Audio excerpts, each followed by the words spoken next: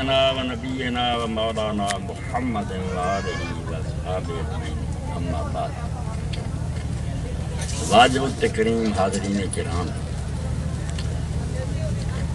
جس تقریب میں آپ اس وقت حاضر ہیں، حصہ لے رہے ہیں، اس کے بارے میں دینی نقطہ نظر سے کچھ باتیں میں اپنے بچوں کے سامنے عرض کرنا چاہتا ہوں، جو میرے لیے بھی یاد دہانی کا باعث ہوں گی، آپ سب حضرات کے بھی انشاءاللہ فائدہ کی ہوں گی۔ ہماری ہدایت اور رہنمائی کے لیے اللہ رب العالمین نے جو اہتمام فرمایا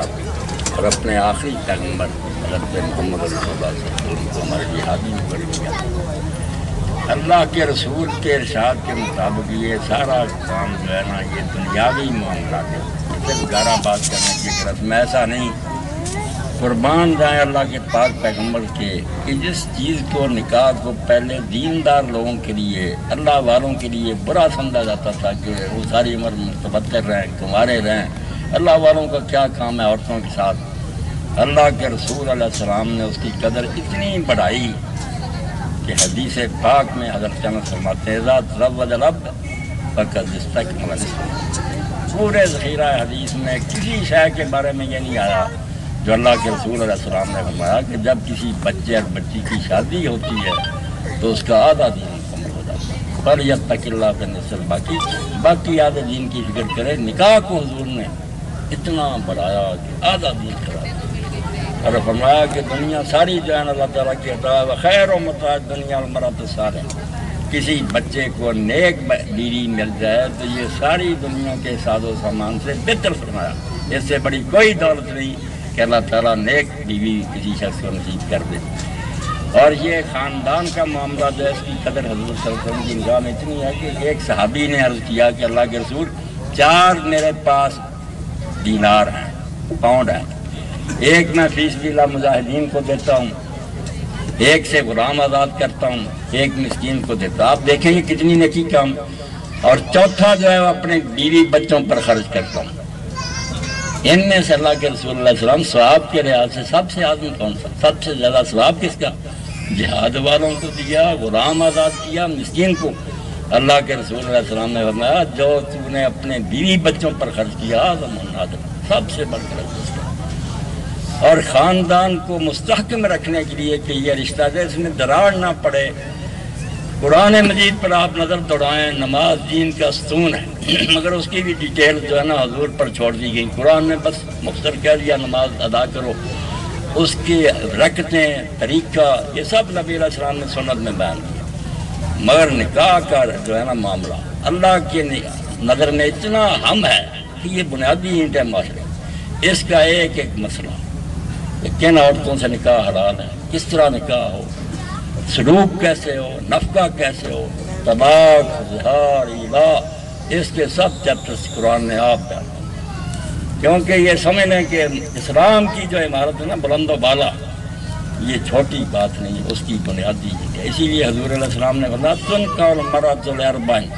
لوگ 4 وجہوں سے عورتوں سے شادی کرتے ہیں، لجمالہا، کچھ حسن دیکھتے ہیں، کچھ بڑے مالہا، کچھ مالدار بیوی تلاش کرتے ہیں، بڑے حسبہا، کچھ دیکھتے ہیں کہ خاندان کیسا ہے۔ آپ نے فرمایا یہ ساری باتیں بات کی ہیں، مسلمان جس لیے نکاح کرتا اس کا خیال کرو کہ وہ مقصد کیسے پورا ہو۔ فرمایا فاظفر بذات الدین، رب تیرا بھلا کرے، دیندار اور تلاش کر۔ یہ صرف دنیا کی عیش کی بات نہیں، اللہ کا منشا یہ ہے کہ نکاح کے ذریعے ایک تو موجودہ نسل پاکیزہ زندگی گزارے۔ اسی لیے نبی علیہ السلام فرمایا نوجوانوں نکاح کرو، فَإِنَّ أَغَضُّ لِلْبَصَرِ وَأَحْسَنُ لِلْفَرْجِ، نکاح کے بعد آنکھیں نیچی ہو جاتی ہیں، آوارگی سے رک جاتی ہیں اور شرم کا محفوظ ہو جاتی ہے۔ اسی لیے قرآن نے احسان کا قلعے میں آ جانا۔ اور دوسری طرف جیسے بھی بڑی بات کہی کہ نبی کریم صلی اللہ علیہ وسلم نے ایسی عورتوں سے نکاح کرو جن سے بچے پیدا ہوں تاکہ قیامت کے دن میں جب ڈنڈا اٹھاؤں فإنی مکاثر بکم الامم یوم القیامہ، تو دوسری امتوں کے مقابلہ میں اپنی امت کی کثرت پر فخر کروں۔ تو یقین جانے اس وقت علی کی ابا امی اور یہ بچے کی ابا امی کی خوشی کی بات نہیں، خود اللہ کے رسول کی خوشی کی بات ہے کہ اللہ تعالیٰ انہیں پاکیزہ اولاد دے، لا الہ الا اللہ محمد رسول اللہ پڑھنے والوں کا سلسلہ چلتا رہے، یہ خود حضور کی خوشی کا باعث ہے۔ فرمایا قیامت کے دن میں فخر کروں گا اس لیے دیندار بچے، اور اس میں درار کو ناپسند کرنے کے لیے فرمایا لیسا منا من خب امراتن علی زوجہا۔ یہ میری بہنیں بھی سن رہی ہیں، بیماری ہوتی نا بچیوں کو اکسا دیتے ہیں لوگ کہ غلبہ پانا خاوند پر، مقابلے شروع کر دیتے ہیں۔ نبی علیہ السلام نے فرمایا جس نے بچی کو بھڑکا کر خاوند کے سامنے کھڑا کر دیا وہ میری امت میں نہیں ہے، صلح کراؤ۔ ایک حدیث پاک کو صحیح مسلم نے فرمایا رات کے وقت جب ابلیس اپنا تخت جماتا اور شیطان اکٹھے ہوتے ہیں نا، رپورٹیں دیتے ہیں، تو پوچھتا کیا کیا، کوئی کہتا میں نے قتل کرایا، دوسرا شیطان کہتا میں نے چوری کرائی، کہتا کچھ۔ دو شیطان یہ کہتا نا کہ میں نے آج خاوند اور بیوی میں جدائی ڈلوائی ہے، ناراض کیا ایک دوسرے۔ رسول کریم علیہ السلام ہوتا ہے تخت سے اتر کر اس کو اپنے گھرے لگاتا ہے کہ اصل کام کرنے کا یہی ہے کہ اولاد آدم کے گھر بگاڑنا۔ ان باتوں سے آپ اندازہ کریں کہ اللہ کی نگاہ میں اور اس کے رسول کی نگاہ میں یہ رشتہ کتنا مقدس ہے، اور اسی لیے اللہ کے رسول علیہ السلام نے فرمایا کہ سب سے بہتر مومن میں، یہ بچے دونوں سن رہے ہیں، خیرکم لأہلہ، تم میں سے قیامت کے دن سب سے نمبر اول آنے والے مسلمان وہ ہوں گے جن کا سلوک اپنی بیویوں سے اچھا ہو۔ اور یہ نصیحت اللہ کے رسول نے اس موقع پر فرمائی، میں بوڑھا ہوتے ہوئے کامتا ہوں، یہ بچے بھی سنیں آپ بھی سنیں، کہ جب اللہ کے رسول نے سارے حرم میں منادی کرا دی کہ اللہ کی طرف سے مجھے اطلاع آ گئی ہے اس سال کے بعد تم میری زیارت نہیں کرو، میں دنیا چھوڑ رہا ہوں، جس نے ملنا ہے وہ میدان عرفات میں آ جائے۔ سارا عرب من آیا، کچھ مدینہ اکٹھے ہو گئے، کچھ راستے میں ملتے گئے، قافلہ بنتا گیا۔ تو میدان عرفات میں جب آپ اونٹنی پر سوار کھڑے ہوئے، آپ پڑھے لکھے میں خطبہ دیا آپ نے، خطبہ حجۃ الوداع کہتے ہیں، جن موضوعوں کو حضور نے ٹچ کیا اور کہا کہ یہ امت کو یاد رکھنے، اعلان کر دیا کہ اس سال کے بعد نہیں ملو گے میرے، یہ سمجھے آخری وصیت ہے اللہ کے رسول کی۔ یہ بچے بھی پلے باندھے، میں اور آپ بھی بوڑھے بھی پلے باندھے۔ اس وقت آپ نے فرمایا فاتقوا اللہ فی النساء۔ آخری باتیں جو حضور کہہ رہے ہیں کہ عورتوں کے بارے میں اللہ سے بہت ڈرنا،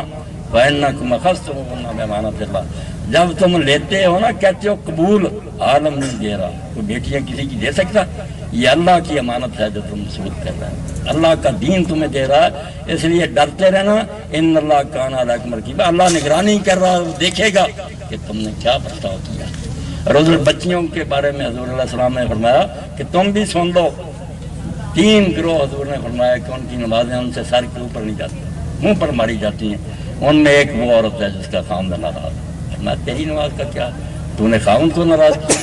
اور اسی لیے حدیث پاک میں بچیاں سن رہی تو بالکل توجہ سے سنیں، فرمایا جس وقت خاوند رات کو ناراض ہوتا ہے اللہ اور اس کے فرشتے اور ساری کائنات اس اور پر لعنت کرتے ہیں کہ تو باپ کے گھر سے اس لیے آئی تھی کہ خاوند کی بات نہیں مانی۔ اور ایک موقع پر سرکار دو عالم صلی اللہ علیہ وسلم نے فرمایا اگر اللہ کے سوا کسی کو سجدہ جائز ہوتا تو میں نے عورتوں کو حکم دیتا کہ اپنے خاوندوں کو سجدہ کرو۔ اس لیے میرے بھائیوں بہنوں بزرگوں، یہ کوئی دنیاوی دھندا نہیں، یہ دین ہے۔ اور یہ سمجھے جیسے مسجد میں ہم جاتے ہیں نا، مسجد کی بنیاد رکھیں یا کسی مدرسے کی، آج ہم ایسے اداروں کی بنیاد رکھ رہے ہیں جن سے بہتر کوئی ادارہ نہیں۔ اگر یہ بچے اپنے حق کو پہچانے، اور جس طرح اللہ کے رسول نے فرمایا کلکم راعٍ و کلکم مسئول عن رعیتہ، تمہاری نگرانی میں 2 شے آئی ہے نا، بیوی ہے تم اس کے ذمہ دار ہو، اس کی اگر غلط حرکتیں ہوں گی یہ خامد کو اس وقت پھیرے میں کھڑا کرا دیں گے۔ اور جو بچے پیدا ہونے ہیں، میری بہنیں سن رہی ہیں، کیا کریں؟ اب سامنے بھینس کے آگے بین بجانے کی بات ہے، مسلمان بچیاں ایسے ہوتی تھی کہ ان کے ساتھ ننگے، وہ بے پردہ ان کے گلے ننگے۔ اب رونے کی بات ہے کہ ہمارے لیے نمونہ تو اقبال فرماتے ہیں تمہارے لیے کون نمونہ ہے؟ مادنا رسوا کامل بطول، ماؤں کے لیے نمونہ تو حضور کی بچی ہے، فاطمہ ہے نمونہ، جس کے بارے میں حدیث پاک میں ہے اللہ کے رسول علیہ السلام نے ایک دن کہا کہ صبح جواب دینا مجھے کہ عورت کی سب سے بڑی خوبی کیا ہے۔ اب حضرت علی رضی اللہ عنہ بھی گھر گئے، پریشان تھے کیا جواب دیں۔ تو حضرت فاطمہ رضی اللہ عنہ نے پوچھا علی کیا بات؟ فرمایا ابا جی نے یہ کہا بتانا ہے کہ کون سی بات خوبی کی؟ انہوں نے کہا میرا نہ بتانا، یہ کہہ دینا کہ عورت کی سب سے بڑی خوبی یہ ہے کہ اس کے خاوند کے سوا کسی نے اسے نہ دیکھا اور اس نے اپنے خاوند کے سوا کسی کو نہ دیکھا۔ جب صبح حضرت علی رضی اللہ عنہ نے یہ بات کہی تو اللہ کے رسول علیہ السلام نے فرمایا علی سچ بتانا یہ جواب تیرا یہ ہے میری بیٹی کا؟ انہوں نے کہا اللہ کے رسول آپ کی بیٹی تھی، بھائی اسی لیے تو جنت کی عورتوں کی سردار ہے۔ جنازہ بھی رات اٹھا، بس چھپا کر حضرت علی چند ساتھیوں نے دفن کیا۔ حضور کی نشانی کوئی اعتبار نہیں، مگر کیا کریں بے پردگی ہو۔ تو اس لیے علامہ اقبال ان بچیوں سے کہہ رہے ہیں کہ تم بطول باش و پنا شوز اثر فاطمہ بن جا اور اس زمانے سے چھپ جا جس کو تم ترقی کہتے نا وارگی کہ ڈانس اور مجمع مخلوط اور لباس ایسے اڑیاں ترقی نہیں تباہی ہے تمہاری عزت یہ چار مرد ہو اگر تم عورت ہو تو جیسے کستوری بند رہتے ہیں اس وقت تک ٹھیک ہے خوشبو کھول جائے کچھ نہیں فرمایا عورت چھپانے کے لائق ہے سر سے پاؤں تک حضور کی اپنی ساری حضرت اسماء بنت ابی بکر سامنے آئی حضور نے کہا نہیں جب دن آ جائیں ماہواری کے اس کے بعد سوائے یہاں تک ہاتھوں کے اور اتنے منہ کے تم میرے سامنے بھی ننگا نہیں کر سکتے اس لیے میرے بھائیوں یہ مائیں بنے ورنہ اگر ان کی حرکتوں سے بچیاں بگڑی تو یہ جواب دے اللہ ان کو کھڑا کر رہے گا تم ماں تھی ان بچیوں کو دیندار بنا کر آنا تو بگاڑ دیا تو جو باپ نمازیں نہیں پڑھتے انتظر قدم باز سمجھتے اگر بچے اس لیے بے نمازی ہو گئے کہ تم نہیں پڑھتے تمہیں دیکھا کہ ابا تو یہ کام نہیں کر رہا ہم کیا کروں اس لیے میں آپ سب سے اس تھوڑے سے وقت میں محنت سماج کروں گا کہ ایک وقت آئے گا کہ آپ اللہ کی عدالت میں کھڑے ہوں وہاں کوئی حامی نہیں آئے گا کوئی مددگار نہیں ہوگا نتیجہ جو ہوگا وہ ہمیشہ کے لیے ہوگا یا راحت ہوگی یا عذاب ہوگا اس وقت یہ پوچھا جائے صرف میرے بارے میں مجھے نہیں پوچھا جائے یہ بھی کہ جو بیٹے بیٹیاں تیرے پاس تھے ان کو کیا نمونہ تم نے دیا اپنی حد تک ایسی روش اختیار کرو کہ تمہیں دیکھ کر بچے اور بچیاں بھی دیندار بنے اپنے آپ بگڑ جائے تو چلو جواب دیتے پھر نوح علیہ السلام کا بیٹا بگڑ گیا مگر تمہاری طرف سے کوئی ایسا کام نہیں ہونا چاہیے کہ ابا جی کوئی لوگ دیکھیں کہ وہ نشہ کرتے وہ تو ڈانس کرتے ہیں نماز تک نہیں پڑھتے اب جو بگڑیں گے نا ابا جی کو لے ڈوبیں گے کہ ابا جی تم اچھے کام کر لیا جہنم میں کیوں ہوتے ہیں تو ابے اپنی جگہ سوچتے ہیں امیاں اپنی جگہ سوچتے ہیں حضرت عبداللہ بن زبیر پر جب وقت نازک آیا حرم شریف میں ان کو گھیر لیا گیا ایک ہی بات پر خرما تو حضرت اسماء جو حضرت ابوبکر کی بیٹی تھی بڑی وہ آنکھوں سے نبینی ہوگی انہوں نے جب دیکھا کہ ساتھی ساتھ چھوڑ گیا اور عبداللہ تو تنہا رہ گیا یہ حجاج بن یوسف نے گھیرا ڈال دیا تو اس نے پوچھا اماں اب میں ساتھی تو ساتھ چھوڑ گیا حکومت کیا گیا ساتھ ڈال دوں انہوں نے کہا بیٹا اگر تو حق پر تھا تو حق پر جان دے دے میں تجھے حق پر مرنا چاہتی ہوں ورنہ میرا دودھ خراب نہ کر مائیں بنے اپنے بیٹوں کو ایسا نمونہ دیں کہ ان کی بیٹیاں کو اچھی بیٹیاں ثابت ہوں جو ان کے لیے صدقہ جاریہ ہوگا اور باپ بھی اپنی جگہ کوشش کریں کہ ہمارا کوئی ایسا غلط کام نہ ہو جو بچوں کے لیے دلیل بن جائے کہ ابا جی خود یہ کرتے ہیں ہمیں کرو کرے اس لیے میں اور آپ سب اپنی ذمہ داریاں جو ہے نا کو سمجھیں اور یہ سمجھیں کہ یہ ساری ہماری رعیت ہے ہم ان کے حکمران ہیں اولاد بیوی ان کا ہم نے جواب دینا ہے کوئی اچھا طریقہ اختیار کریں اور آخر میں صرف ایک واقعہ بیان کر دوں گا پہلے بچوں نے سنایا اسی طرح شادی ہو رہی تھی آپ جیسے سب لوگ جمع تھے اور شادی اس شخص کے خاندان میں ہو رہی تھی جو بہت نیک تھے حضرت مولانا الیاس رحمۃ اللہ علیہ جن سے یہ تبلیغی جماعت تھی اب لوگ جمع تھے حضرت کی طبیعت ٹھیک نہیں تھی چار پانچ پتھر لوگ کہنے لگے حضرت نے بیان فرمائے بات لمبی کا کوئی فائدہ نہیں دل سے تو بات نکلتی ایسا رکھا آپ نے صرف اتنا کہا کہ آج شادی کا دن ہے تم یہ کوشش کرتے ہو کہ کوئی شخص ناراض نہ ہے جو بھی کام کرتے ہیں کھانا پکا رہے ہیں دیگوں والے 10 کی بجائے 15 پر راضی ہوتے ہیں ہے ٹھیک ہے بات کے نہیں تم خوش کرنا تھا سب نے کہا انہوں نے کہا تمہیں سب کو یہ فکر ہے کہ کوئی ناراض نہ جائے مگر کسی کو یہ بھی فکر ہے کہ محمد رسول اللہ ناراض ہو یہ بھی کوئی دیکھا یا ایسی رسمیں اور طریقے ہیں جو ہندوؤں اور کافروں کے ضرور ہیں اللہ کے رسول کی سنت نہیں ہے میں اپنے بچوں کے لیے بچیوں کے لیے دعا گو ہوں کہ ان رشتوں کو اللہ ان کے لیے مبارک بنائے اور یہ اپنے حقوق و فرائض کو پہچانے اپنے والدین کے لیے بھی آنکھوں کی ٹھنڈک ثابت ہوں اور اللہ اور رسول کے نزدیک یہ بہترین مسلمان ثابت ہوں اللہ انہیں پاکیزہ اولاد نصیب کرے ذریت طیبہ جس سے اللہ کے رسول کا نام دنیا میں سر بلند رہے وآخر دعوانا الحمدللہ رب العالمین وصلی اللہ تعالی علی خیر خلقہ سیدنا مولانا محمد وآلہ صحبہ اجمعین اللہ آپ سب ساتھیوں کو خوش رکھے آپ نے ذرا تقریر کر کے میری باتیں سننی اگر کر بھی دیا تو بار میرے لیے آپ کے لیے فائدہ مند ہے اللہ قبول کرے